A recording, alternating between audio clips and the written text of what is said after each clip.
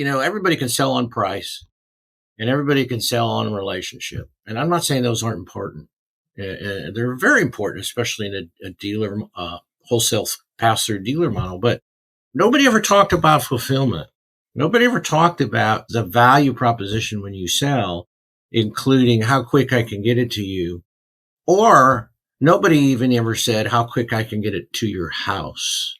Jamie, I'm a baby boomer, and the way we used to go to work was to get things done. We'd roll up our sleeves, go grab everybody, and we would just apply what we knew to managing the business and so on. And today you're exactly right. There's less people coming in that have got that experience, kind of the old school way of running the business. But what they do have is some great technical insights, great training in software.